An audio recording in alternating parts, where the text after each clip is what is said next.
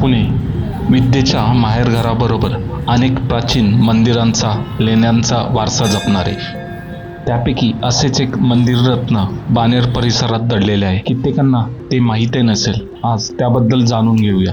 बाणेश्वर मंदिर बाणेरमधील तुकाई टेकडीच्या पायथ्यालाच असलेले. घरांच्या मधूनच मंदिराकडे रस्ता जातो. काही पायऱ्या चढून आपला मंदिर प्रांगणात प्रवेश होतो. नव्यानेच इथे देखणे आणि प्रशस्त असं सभामंडप बांधलेलं आहे. मंदिर म्हणजे एक गुहाच आहे.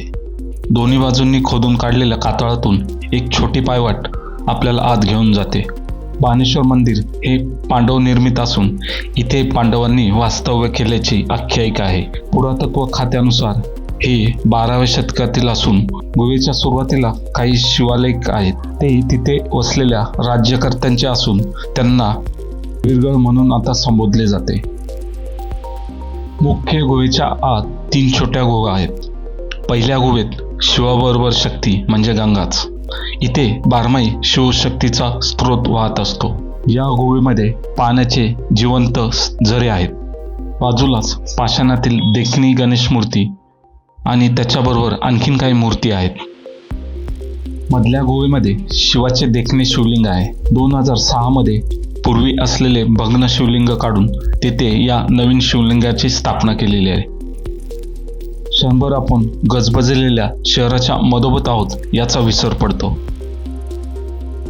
बाणेश्वर मंदिराच्या डाव्या बाजूच्या पायऱ्या आपल्याला तुकाई देवीच्या मंदिराकडे घेऊन जातात. एक 10 मिनिटात आपण माथ्यावर पोहोचतो. नुकतीच पावसाने सुरुवात केलेली आहे, त्यामुळे आजूबाजूचा परिसर हिरवाईने नटू लागलेला आहे. नूतनीकरण झालेले हे तुकाई देवीचे मंदिर खूपच आकर्षक आहे. गाभाऱ्याच्या दोन्ही बाजूला द्वारपाल म्हणून 2 देवींची स्थापना केलेली आहे. गाभाऱ्यातील काळ्या पाषाणातील तुकाई देवीची सुंदर अशी मूर्ती.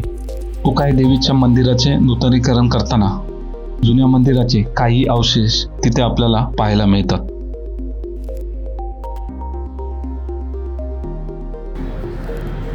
बाजूच्या तुकाई टेकडीवरून दिसणारे हे पुणे शहराचे दृश्य. मग कधी जाताय पुण्यातील हे एक लपलेले रत्न पाहायला?